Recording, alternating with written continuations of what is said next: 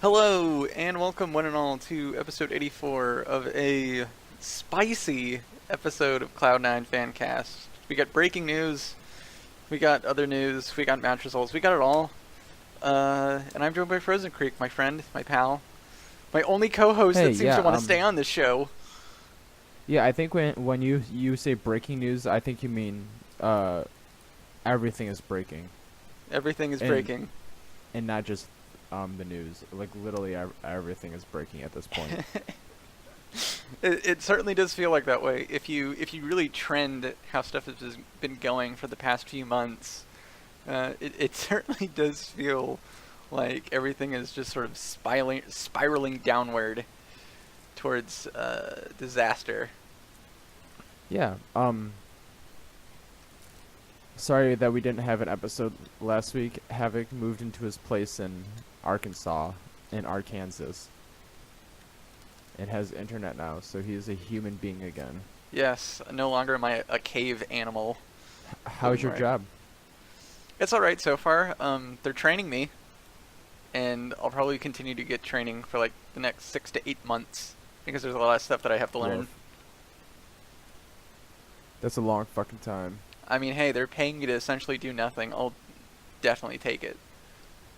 That's what my girlfriend does too, and she's also an engineer.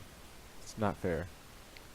Yeah, this is important work though, Frozen. This is very I was working important. till uh, until 10 o'clock last night, so it's not fair. All right, Yeah, yeah. let's move on. All right, yeah. We got a lot to cover. So, C9 was at the LANdon event. There was a Rocket League event and a CSGO event going on. And it was pretty fun. C9 didn't do super hot. I guess going to the CS:GO results first, they had a lot of really frustrating and disappointing results. FNS, this was kind of his last game because C9 announced before this that he'd be being moved to the inactive roster once this match was done, and they would kind of be on the lookout for a new, improved fifth man. And the results, they're really frustrating because C9 was playing really good, but at the same time not playing really good. When they were playing against Astralis in their first group stage match, they went 12-3 in the half, and guess what? They lost. And, also during the Fnatic match for the lower bracket best of three, it was 1-1. C9 was in control of the game for the most part. There was a point where if they won a round or the next couple rounds towards the end, they would have had the control to just close out, and they would have went on to the next stage of the tournament, whatever that may be. But they ended up, kind of choking and making some bad decisions at the tail end, and they lost that. So it was just really frustrating, especially with how they were actually playing. They were playing really well, and there were times when it's like, oh yeah, they look really good. They look a lot smoother.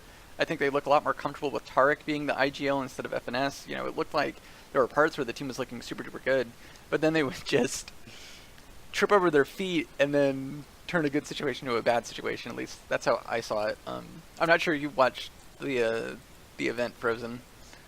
I only saw one of the Rocket League games this weekend, so I Okay. cannot exactly speak on the specifics of the other ones. Well, we can talk about Rocket League since I really don't have a lot to say about CS:GO. Yeah, I actually watched one of the Rocket League matches against Dignitas, and we got the shit kicked out of us. Well, so I to be decided fair, I might be a bad omen. to be fair, Dignitas is the world champions. I think they won it last year as well. So to Yeah. get beaten against them, I guess in the grand scheme of things, I'm not too upset. They came in fourth in this tournament, which I think was really good.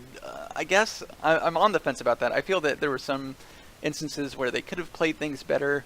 They could have, there were some shots and some blocks that they need to hit that they missed by a little bit, and that kind of cost them some points. But I think on the whole they looked fairly well, and getting fourth place in the world is pretty good. I think if this was if this was a League of Legends, and C9 ended up getting fourth at Worlds, I would be over the moon. I guess I'm not as invested in Rocket League, but I think fourth is fine. They got third last year, so still being a top 4 team in Rocket League, that's a pretty good deal. I don't know how you feel about it, Frozen. No, I think it's fantastic. I don't think it's quite fair to compare it to League of Legends Worlds, but I feel like it's a decent comparison. The crowd was really great. I think it was one of the better esports crowds that I've actually ever seen. Everyone was really into it. There were all these soccer cheers. It was a really great kind of thing to watch from a spectator point of view, because everyone was just really super into it, and it kind of shows sort of the potential that what esports can be in general. Yeah, it was cool to see the crowd get together and make some noise. Especially in an esport that isn't exactly considered like a massive, I guess. So when Dig was playing, I didn't get to hear much, but I guess Cloud9 beat, who is it before they played Dignitas? They played Chiefs Esports. That's Chiefs what it is from was. the OCE region, and the crowd was super duper hyped for Chiefs. Everyone was cheering for Chiefs. Everyone was going OCE, OCE, and then C9 wiped the floor with them in a pretty convincing fashion, and the crowd was just like dead silent almost. So that was pretty funny. Yeah, and I didn't get to see that, but I heard a lot of people saying that it was actually a really cool environment to see. So I'm glad that it's trickling down to other esports, because I've seen it live in CSGO, and it's actually a lot of fun to watch and like be a part of. Yeah, the bigger CSGO events I think are definitely really fun to watch. I need to watch more CSGO outside of just C9 playing, because it's a really interesting game. I guess I kind of more equate it to maybe baseball or golf, where it's more slow paced, and I think that might be what's hindering me from watching more of it. But it's still pretty cool, especially with how much good competition there has been recently among the top tier teams.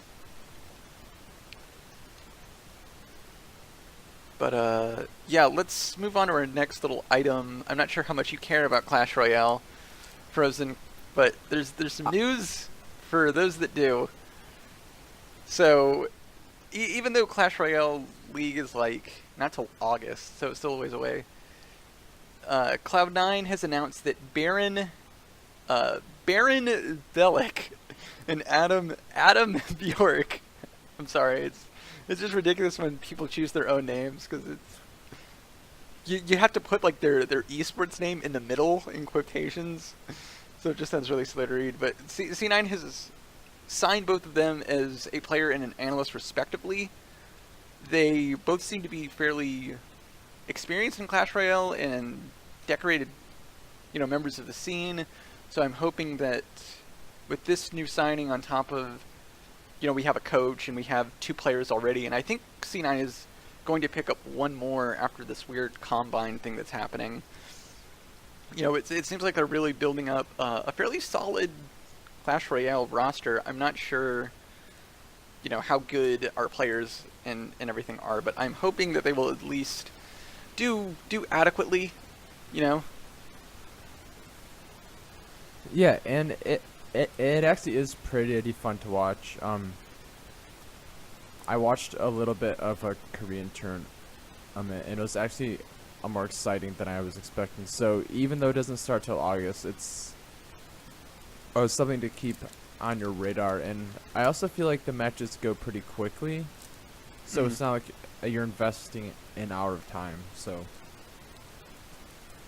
yeah, but hopefully, it'll be something cool. I'm actually curious to see how Clash Royale operates on a higher level than just whatever my stupid monkey brain deems to be strategic, quote unquote. And speaking of stupid monkey brain, same actually, because I played it a little bit, and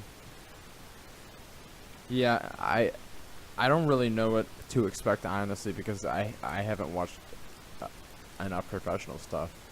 Yeah. But speaking of stupid monkey brain, it's time for us to talk about Overwatch. And the death spiral Ooh. continues.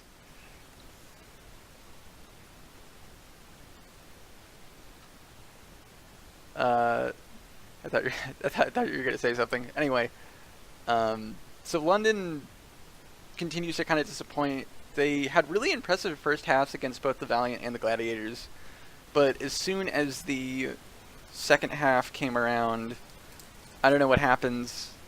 You know, maybe they get overconfident, maybe they just can't adapt. I have no idea.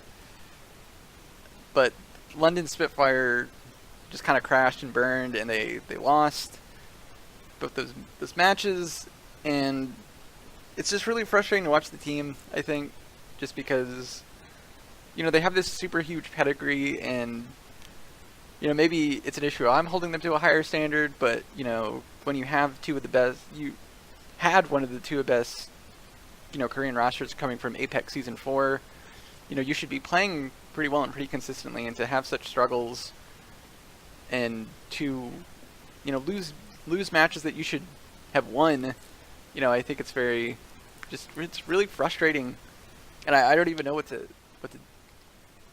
fix at this point. If I was to fix something, I don't know. Yeah, yeah. I feel like there is a lot to talk about just because it has seemed just like they're just falling from the sky, but like it's a never-ending fall. Like somehow they perfectly projected their fall to just be falling in gravity forever because every week it feels like it's something new. And Yeah. this week they had two tough matches, but like they were both winnable, and that's what No, kind yeah, of for sure. I mean, makes it disappointing in the fashion that we did lose them.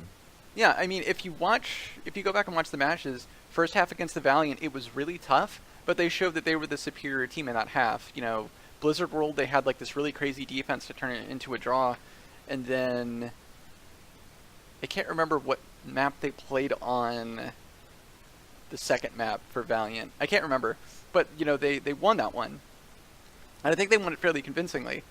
So, you know, you're doing really well at the half. You know, look at the Gladiators match. They had a really great, like a fantastic Blizzard World play. You know, it was really well done on offense and defense. You know, Gesture and Prophet were in sync, and it was exceptional. You know, Horizon Lunar Colony, they looked fantastic. And then it goes to the half, and it's like, oh fuck, we're playing Oasis. Oh, we're playing, you know, Payload, which it seems we can't even, you know, push properly anymore. And it's such a horrid thing now, and I don't even know what's wrong or what's going on. And I don't even think I can say much, considering the team now apparently thinks I'm such a big doof. I'm such a big clod. And I don't know what I'm talking about. Sorry to interrupt you, but there's a video out now of Havoc flaming. Who was it? It was Gesture, because he got knocked Gesture, into right? the circle on Oasis, and I thought he In the walked library? into it when he was in fact pushed by Neptuno, I think. Allegedly. Allegedly. If you even go to the comment thread and see what's talking about, I even say later, oh, I guess he was pushed in, that was my bad. I even own up to Nope, it, and he was apparently they allegedly picked the pushed meanest in. one. So this is in the London Spitfire response to internet comments. It's within the first minute. It's like the fourth comment. So it's worth To be fair, watching because he's flaming him so hard. to be fair, in my defense, the team is frustrating to watch, as well as that was from stage 2, I think, and we're in stage 4 now, and they're not doing so hot in stage 4, so I feel vindicated, and they really can't talk shit if they're not even performing that well. That's my defense. You can come to your own conclusions onto who is right. Hashtag Havoc was right in the comments. It's like Magneto was right. or Cyclops was right, but with Havokpus. I mean, the good news about the team per se is that we're still in a really good position to make playoffs, despite the fact that we've kind of just shit the bed for two stages. I'm looking at it right now. We are. It looks like we are 2 games up on Houston with how many weeks left? This is our last week, actually. Oh, so Houston would have to win, and we would have to lose both of them. Yeah, I think how it goes Actually, is... we get the tiebreaker. Unless... No, we get the tiebreaker unless they win 4... No, I think we're in automatically because we're up 15 games. Yeah, I think the they issue would have is, to like... win all of them, and we'd have to lose all of them. Yeah, yeah. And I think that we should at least be able to beat Florida. And I don't think we would go 0-4 against Philly Fusion. So I think, the playoff spot is secured, but then I think you have to ask, like, well, how far are you actually planning on getting in playoffs, considering how everyone's been playing lately and how the team has just been struggling so much. But that's a conversation for another time. Also, just a quick shout out to Shanghai Dragons, who still have not won a game, and their map difference is negative 116. They are now the team across like all sports with the longest losing streak. They beat the 76ers, I think was the highest before them. I believe that shit. They're pretty bad. Yeah. Well, let's move on to, I guess, the real meat and potatoes of what our discussion is, Frozen, because we got a lot of League of Legends to talk about. The season is about to start, and with that, we have a lot of news actually. So let me just go down this really quick, and then we can kind of talk about stuff. So Cloud9 announced what? I just wanted to say that it's finally time for this shit to happen again. Oh yes. I have been dying, and I've been watching LCK, and I saw some LPL, and I'm just going to say that shit is fucked right now. So get ready for a roller coaster ride. Yeah, apparently I haven't been able to watch any LCK, but from what I've heard, it's insane. So it's worth. So first of all, this was a couple of weeks ago, but C9 announced that Rapid Star was in fact their new assistant coach. So I don't think that's actually a surprise or anything. They also announced that Blabberfish would be the new Academy League jungler, which again, no surprise.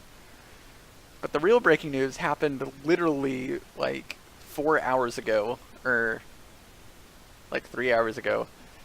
But Cloud9 made a video, and it was Jack and Reaper. They were sitting next to each other in a very serious manner, and they said, okay, Sneaky, Jensen, Smoothie aren't going to be starting for week 1. Instead, we're going to have Golden Glue, Keith, and Zazel play for Licorice and Sven for the first week of LCS.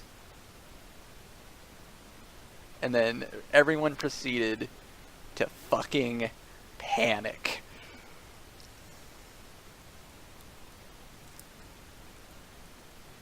Yeah, I don't know if there's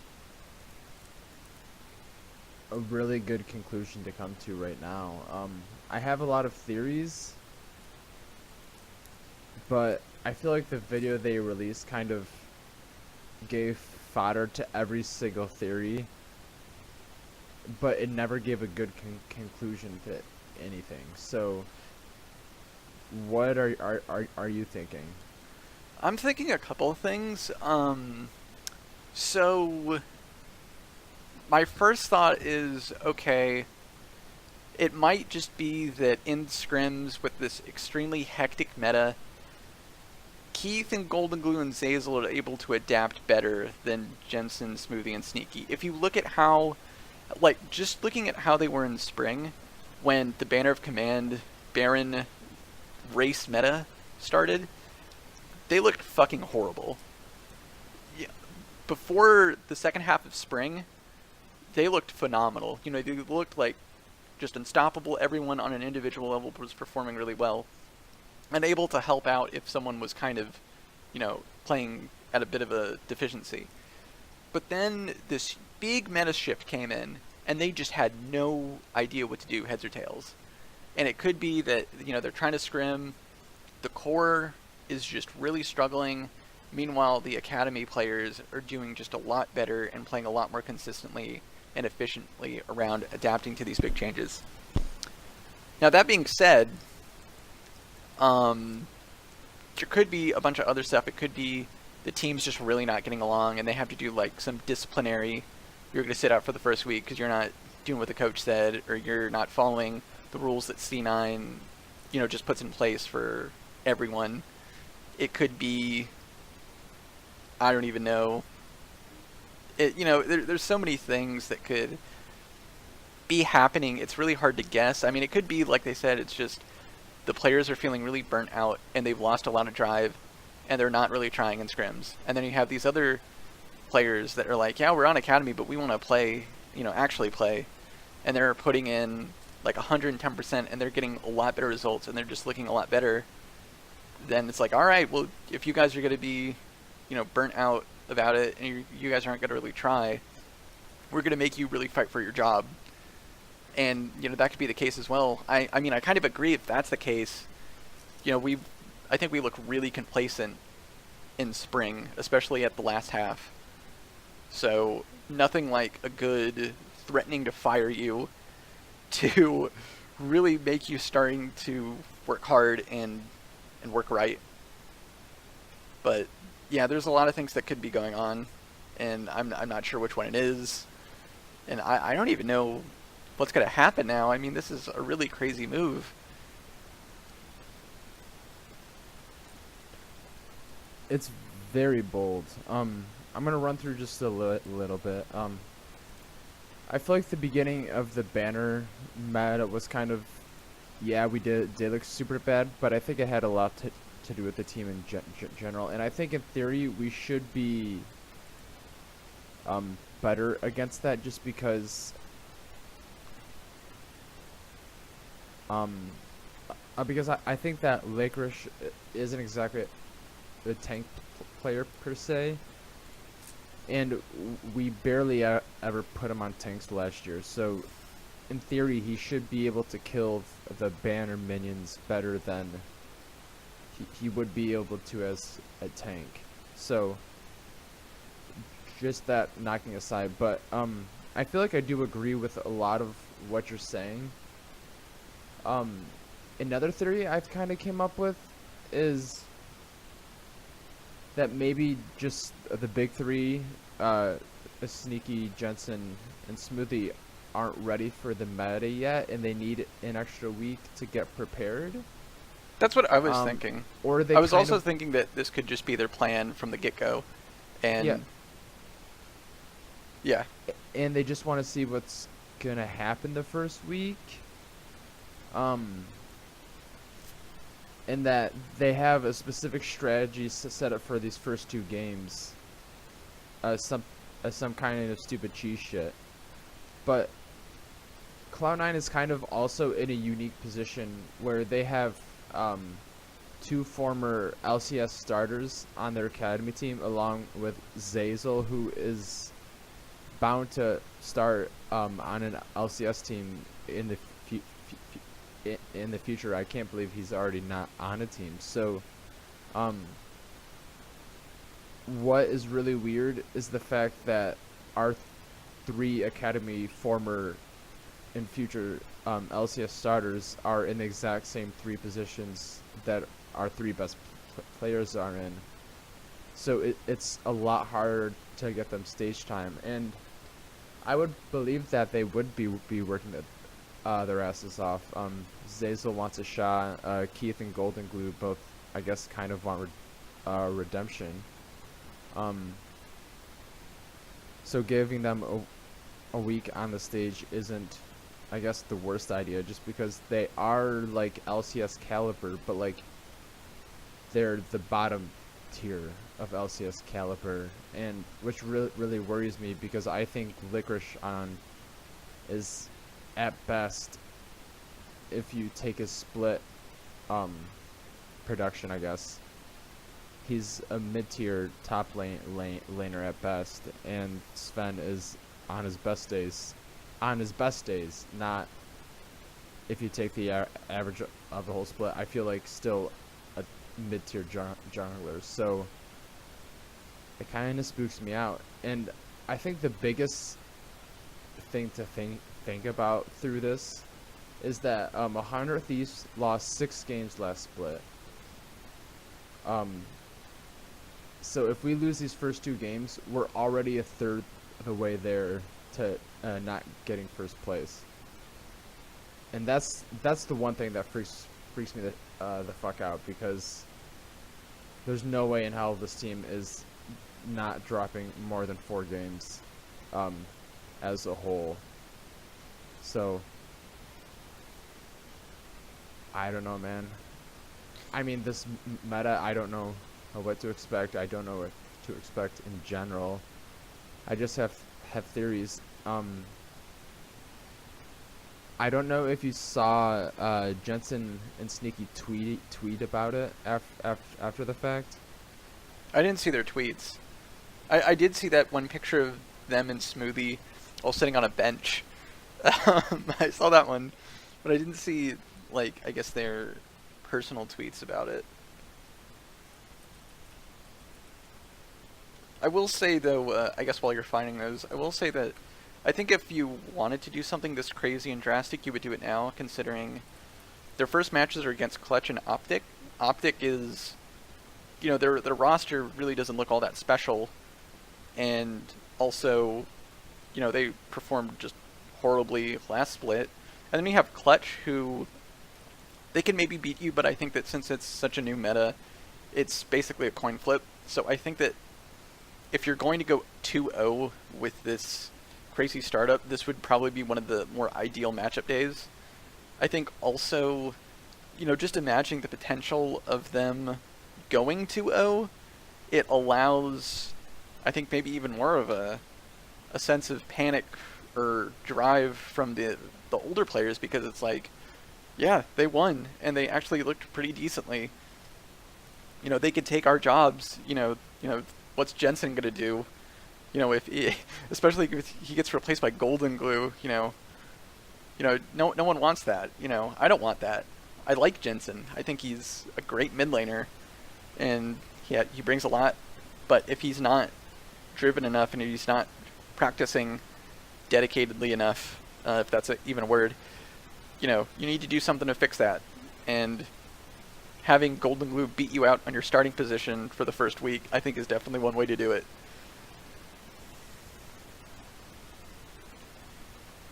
Yeah, I never took Jensen as the kind of guy to not take practices seriously. He always struck me as the type of guy who was one of the special guys who had that drive to actually be the best player in the world. Oh yeah, same here. Which makes it super weird, considering C9 made this statement, and then they talk about dedication and stuff. Yeah. Exactly. And I kind of saw Smoothie the same way. And I've never heard anyone comment on Sneaky's professionalism before, so I just assumed that he was really good about it, because he's been playing for so damn long. And even though we didn't see it, doesn't mean that it's not there behind closed doors. So it does worry me because of how we fell apart last split. I'm not sure benching them is still the right answer, because our goal is to go to Worlds this year, and possibly throwing away 2 winnable games is just absurd to me. But I found the tweets. Jensen tweeted 5 hours ago. Again, this is recorded at 10:30 p.m. Eastern Standard Time on Wednesday. He just said benched XD. Sneaky said me, Jensen, and Smoothie are benched. Capital D. So it almost feels like they're trolling still. Like, it doesn't make sense to me. Like, there's too many mixed signals. I don't think we can really sit on this anymore, just because there's so many ways that you could look at it, and Cloud9 has done goofy shit in the past with media and trying to mess with people, so I don't even know what's real anymore. Yeah, and like the fact that they would troll the first week of LCS doesn't feel right, because like this is the real thing. So I don't know. I feel like if we had a better academy jungler and top laner, they might be playing at some point also. But we actually have a former LCS ADC in mid who performed very well in academy last split. So I don't know. It's weird. We've talked about this a long time. If you have anything else to add, go ahead. But if when you're done, let's move on. Yeah. Let's move on to sort of the match preview, and then I guess as a whole, the summer season in general. So Saturday, 7 p.m. Eastern, we play against Clutch, and then 7 p.m. Eastern, we play against Optic. Clutch didn't make any roster changes, at least at the time of this recording, because I know that as soon as I say this on the show, something happens next day. Optic, they did change. I think they brought in their challenger, Academy Elite top laner. His name is Dokla. They brought him in to play in the top lane in replacement of Zig, and they brought in Big in replacement for Elimination. So not the biggest of upgrades. Yeah, I'm looking at it right now. It is Dokla and Big. Yeah. So I think all in all, I mean, like I said, if you were going to pick a weekend that, you were going to, try out this crazy new thing where you bring in Keith Goldenglue and Zazel, this would be one of the weekends to do it, because you're not really going up against anything too challenging. I mean, but you kind of are, because Clutch is legit like a good team. No, yeah, I mean they're good. I think that, I guess I also say that considering when I wrote this, it was because I thought everyone was going to start. But I mean they're good, but I think that in terms of good teams beatable versus not beatable, I think they're one of the more beatable good teams. So I think that beating them is not out of the realm of possibility, I guess, if I want to phrase that in a more correct way. Yeah, I guess I can see that, but part of the reason was because we matched up so well with them in mid, jungle, and ADC, and I don't know if we do that anymore, so I don't know. I think part of the reason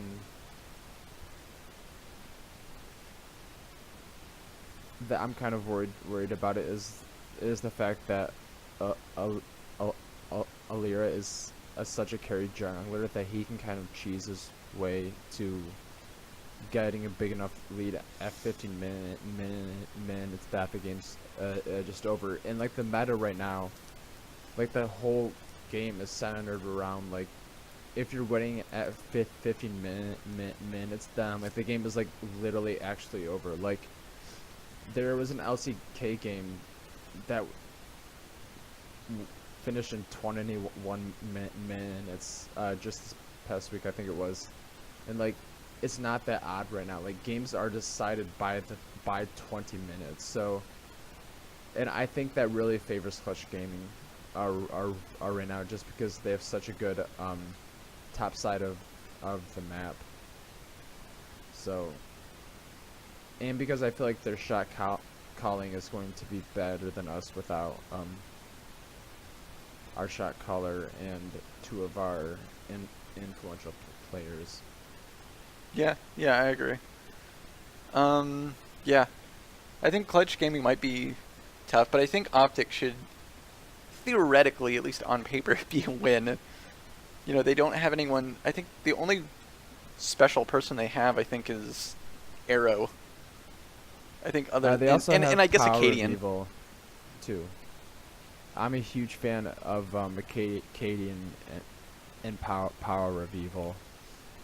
And I feel like the meta kind of suits where they are right now. Like, if Power of Evil can get like Aurelia, or even if they pull out the stupid fucking Master Yi, Taric shit, or Nunu and Karthus shit, and we kind of just let them take it, like, we're gonna be in a precarious position because I haven't been too impressed with our pick and bans up through the end of the split last split. So I could see some cheese going through, because it doesn't seem like anyone really knows what to pick, and literally everyone hits random and then select.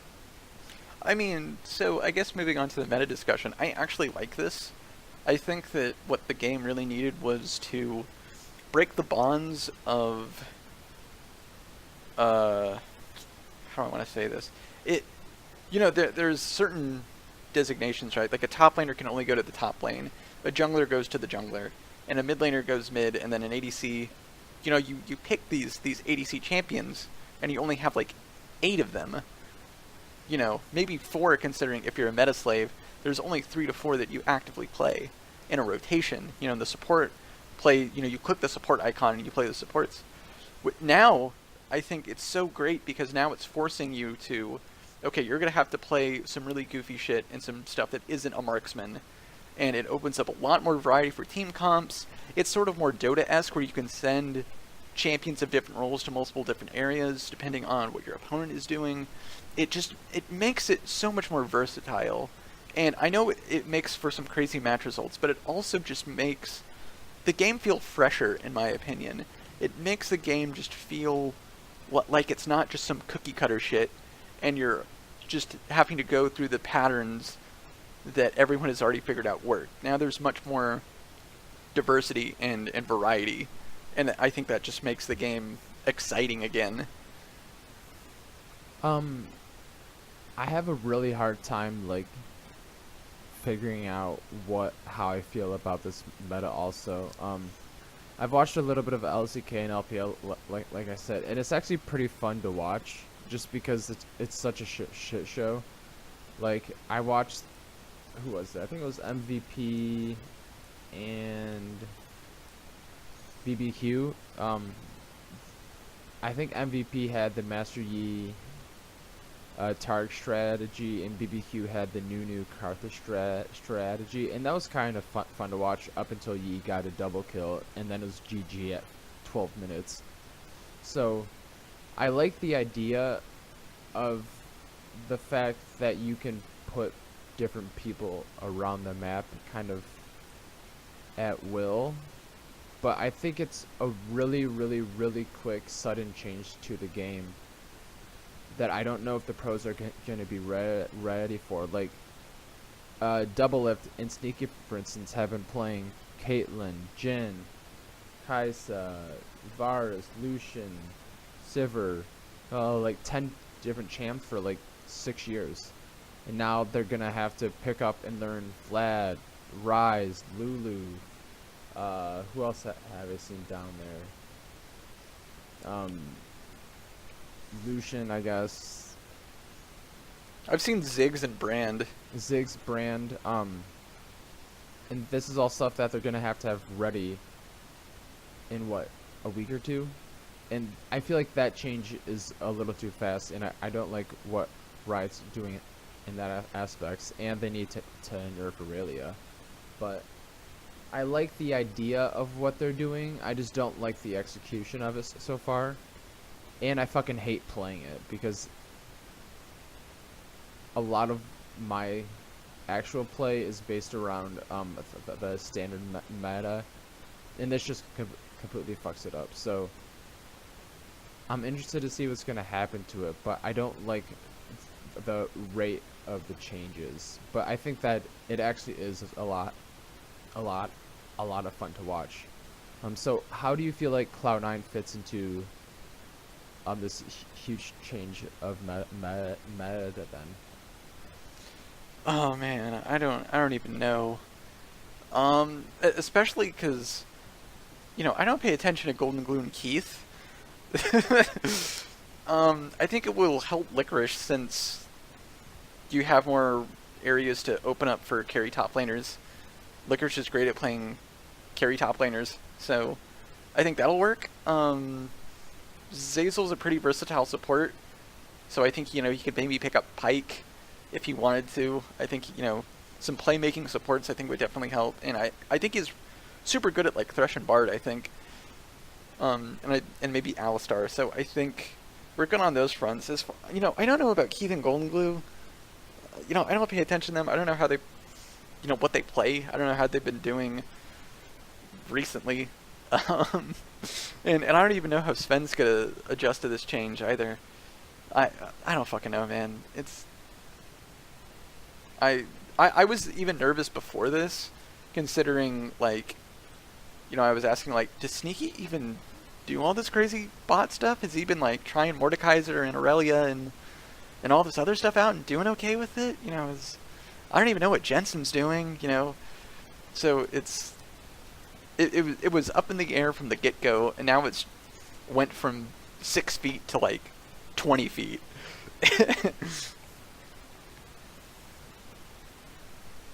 Yeah, I don't know what to expect either. I'm looking at pro builds right now to see what everyone's kind of been doing. I don't think it's updated because I think it follows one account, because it just said that Keith was Diamond 3, but I can't imagine that he's actually Diamond 3. Sneaky's been playing a ton of different shit. Kennen, AP Kennen, Brand, Kale, Mordekaiser, Swain, Jace. So I guess he's probably ready for it. But I don't know how Keith is gonna adapt to it. I have a really good feeling that they're gonna kind of go standard on the first day, in the first 2 days, which kind of sets them up to get cheese, because I feel like Reaper's not going to put them up there and try and pick Yi Taric on the first day. I mean, he could. I mean, it all depends on what they're practicing and what will give them the highest chance of success and what the team is comfortable with. I mean, there's a lot of factors. Oh yeah, I just feel like that's not his style per se. Well, I mean, in this meta, it's adapt or die Frozen. So I mean, in this meta, it's hit random, and then it just pick that person. So I don't think anybody exactly knows what to pick yet. So that's why I just kind of feel like we're gonna go semi-standard and take like Illusion or Ezreal. Maybe put Ornn top lane. So I don't know. I don't know what to expect at this point.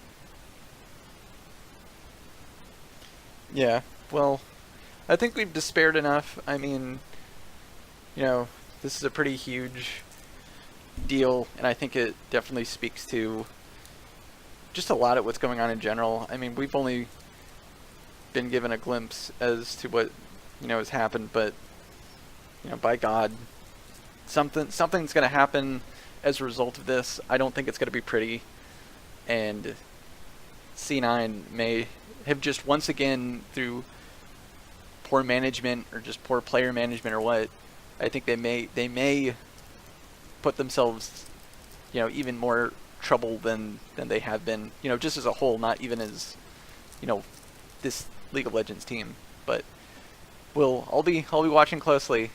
I'll be saying stupid things and then probably having the team get mad at me. But I do it for art. Yep. So since it is the first week of LCS again, we're gonna start with our match predictions for this week. So what do you have? Okay. Wait, match predictions like for us, or are we doing the standings? Yeah. For us, match predictions. Okay. First, and then we'll do standings. Man, I think either 2-0 or 1-1. I think Clutch is a coin flip, but I think we can beat Optic. I'm gonna be optimistic, and I'm gonna say 1-1. I think our win is against Optic. Yeah. I'm not content with our roster this week, but if this is what Coach Reaper and management feels like is the best choice, then I guess I'm gonna have to listen to them. I believe in them. But let's end the podcast on hopefully a good note. I can see your predictions and I can see mine, and I don't think it's going to be on a good note. But what do you have for your predictions this split? What do you have your final standings at?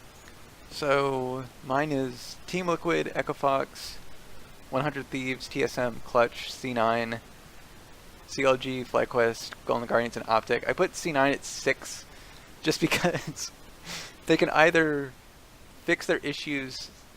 You know, this craziness definitely hurt them.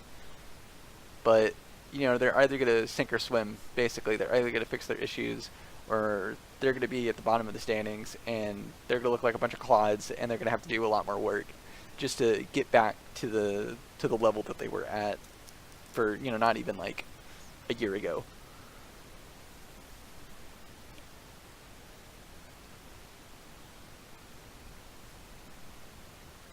Keep going down. I mean, I said all of them. Oh shit. Okay, sorry. I have an order from first to last. Team Liquid, TSM, Echo Fox, 100 Thieves, CLG, Clutch Gaming, Cloud9, FlyQuest, Optic, and Golden Guardians. I really want Golden Guardians to be better, and I feel like this cheese meta kind of suits them. But I just don't think that the quality of talent on their lineup is good enough. Well, you heard it here first, folks. Anyway, I think we've rambled enough about League of Legends. I have certainly run out of things to say. So I think I'm gonna call it there. Do you have anything else you want to say, Frozen? Nope. I'm gonna call it. I've had enough negativity tonight. Alright, well, thank you for listening to Bodied, the Cloud9 Fancast. Feel free to tweet questions and feedback to @C9Bodied. You can also email us at bodiedfancast@gmail.com. Questions might be answered on the next podcast. Thank you for listening, and we'll see you next time. Yep. Bye, guys. Thank you so Goodbye. much.